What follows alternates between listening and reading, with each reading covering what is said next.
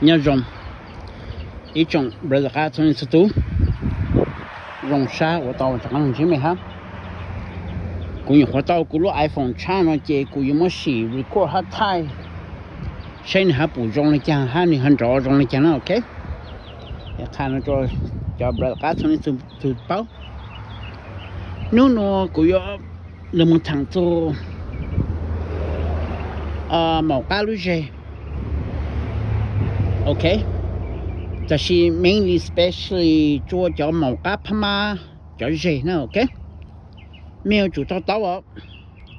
叫毛咖帕嘛那你咖锅哈你咖没事 OK 哎不到乌古么讲起来的 change 古么叫么 rewrite 个你参导嘞咖没 OK có bên mấy chỗ làm tỏ cho chẳng là cá sầm mù cá xèo gì cả dùng là cá nhẹ là ok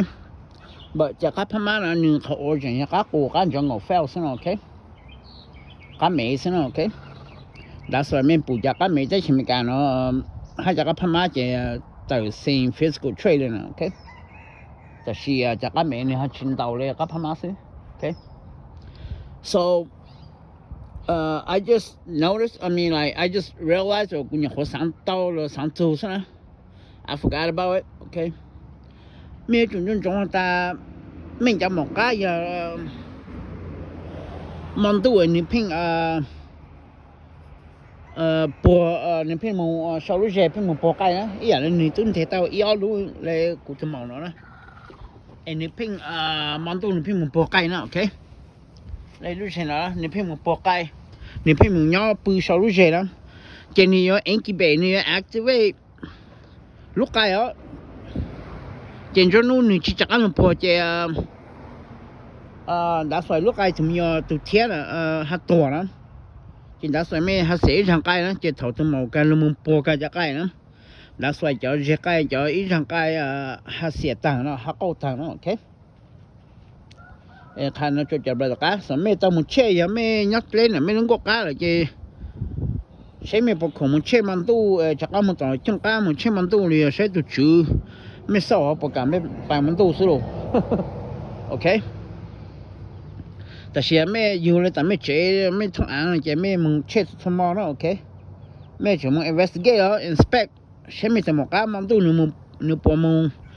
ผู้ชาวรู้เจ็บมึงปวดจะไกลแล้วจะคอยยันมึงปวดเลยอีหมอนะเลยหยีสมองเจ้าสมองจะนี่ activate นี่ incubate นี่ start incubate ลูกไก่นะเจนจนนู้นนี่ชิลุมปวดจะลูกไก่ตัวเทียนจะมีอยู่หัวตัวนะแต่ส่วนจะไม่จะหมอกาปุ๋ยจะไก่ก็ตันโอเคThat's your problem. I made a video like this a while back, but mainly because I'm watching them update them. Just to recap how I was able to solve the problem of cái màu cá cho họ cái màu bread nó mà nó phim món lu nó phim bò cái sầu dê nữa, okay? So this is what I did. Cũng bao lâu rồi thằng nó ôn tán cũng bao thằng những cái cây lắm. Vậy cũng bao lâu rồi nó lẹ ó, cũng mất tù nữa. Vậy có hao dê hũ ăn, ok? Hũ ăn vậy cũng tao cả nên tao lấy ít lúc áo luôn nè. Vậy cũng mà lấy chắc ăn lúc dê nó rót. Vậy thằng nó chỉ nên bao tại nếu mình dê nếu mình tê hũ ăn là tại chỉ thằng mắm tôi mình bui dê mình bui sau lúc dê nó ok? So I was able to solve this problem, okay? So this is how my trick or technique I use to work on những vấn đề của anh. Tại sao mà tôi muốn push out, okay? Cho họ nhận mấy chúng nó chơi nó chung là, lấy mấy tấm màu phim một bộ hả? Cho nên những chúng vấn đề của anh, cho nên phim thế sau hết, nên phim push out cho mấy tao muốn mất trẻ thôi mà là, cho mấy lăng or hả mấy yếu xẻ mấy răng cái đó, okay? So this is how I was able to do it. So that's nó cho nên bao tận cho nó cho nên mình thế cho hú món đồ cho nên mình bự sâu okay so quá chỉ mà lưới quá chỉ là một tao là một monitor every night okay so I'm just make it life easier for me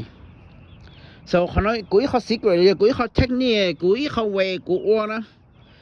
có cái màu nó nên mình thế họ ăn tại vì 忙到见么不少 OK 但是没就人中没就么做啊没就我感觉是那么的到1路好安了嘛没嘛这个么人做呢么不少了 OK 就好像他们的到好安了呢这没进做的人呢就那么不少了这你们不胡了这胡了你们不胡安了 OK I just noticed that that's why 我还没路人这个做少个那么不少了 OK看那就这边个 how I able to solve the problem 我们个พี่มันปกไอ้มันตู้haกูโอละเนาะกันนี่มันเตะเนาะ but here's not a problem อย่าลุนังนะ I'm gonna run into problem because อย่าลุนังนะเจกูจะใกล้เนาะมันต้องนางตาหันยางตาเจจะใกล้เนาะจะเข้าเยอะตัวโอเคไม่จุนจงตามองกะปกไอ้นะไอ้เต้นตู้了นะ电动买什么就讲这些电动人到了要那么样一plan呢这该你 bridge 到你什么 oxygen 呢这你都贴了怎么样啊多หูลูกไก่นะแต่ชิดาโปรานี่ตัวจะขอลูกไก่นี่ oxygen นะถ้าตัวมองแต่ตัวลูกไก่นะมาตัวมิญญาณนี่ alive นะจนนี่ชิดาincubate นี่ชิดา grow ซะOK 看到就不干了就天了就 fetus 你要该你 alive 就都忙知道那么播 incubate and activate 个能 grow 我怎么样干啥 OK so the egg needs oxygen OK so อย่าอีลูกไก่เตอมึงจัง就จะนี่ลูกไก่นี่ชั่ว oxygen จะลูกไก่เข้าลูกไก่ตัวเทียหูตัว OK so อย่าไม่จะหมองไก่ยังเพียงจะไก่นี่จุ้ยลูกไก่เตอยังไม่จุ่มมันตัวไม่มุชอ什么人都也没怎么说个叫个人老哈他们老讲了该了 you guys have to do it right away you know 也没叫了一讲这就天你好了该多了 OK because the egg needs oxygen 它叫你那叫该那么你头年代那就忙在嘛你靠了狗奴这就天比多ยังไม่จะหมอกจิปัว within 10 or 15 days จะใกล้หอกเข้าต่างแล้วโอเคจะใกล้นี่สุดๆนะโอเค so you have to count starting from the first day until she ไม่จะหมอกมันปัวใกล้นะโอเคยังไม่จิ้วจีจงจะไม่จุ่มไม่จะหมอกเกิดจะมันไรนะถ้าแต่รู้ที่เธอรู้หนึ่งเดย์รู้ที่อ้อไม่มอกนะจะfor example 有人在到了狗七路呢你播呢这特七路该好像没有主摸红闹了 OK 没啥家没怎么个播唱了狗路了 OK yes 因为三个么个播引到以上上吧没主人做也没口水这就是个也没知道没个该够当了 OK 什么这口水呢没主家你播了狗路是啊ไอ้ก็ถ้าเรา到哈你还去你播哈เรา当哈你还去摸等呢 OK ไอ้กู看了就没了播叫自老高播包嘛播了กู看了是哦 OK เธอ有人在唱狗的路这播ยังบ่จีจ้าแล้วเจเธอรู้รู้อีฮะรู้ออรู้เปรู้เปล่ารู้ชี้ว่าเออของนั้นเจนี่播ยังบ่เจ้ามาของนอกแล้วเราอย่าพูดใส่จะไปเพจจากการนี้มั่วของนอกเลยเฉยจะรู้เลยอ๋อโอเค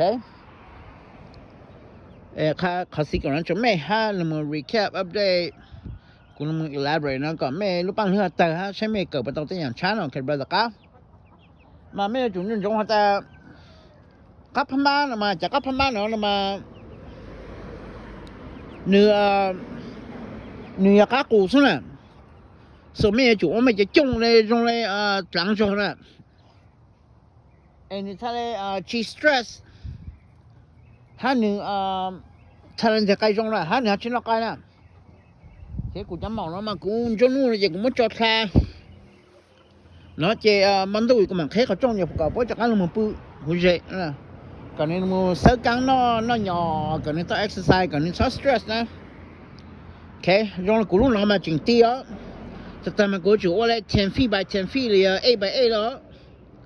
แต่เชื่อจะ4 by 8แล้วจะมีไอ้จอ to me to you guys is big but to me it's still small for me okay 整到路的找长找 okay ถ้าจะตามมาจากพม่าเราไม่จุวอเลยกาแฟหายแล้วกาแฟจังกาแฟเดเลยนะก่อนนี้ตอนเช้านี่ทาเลยกักกูเลยแบบเป็นย่อ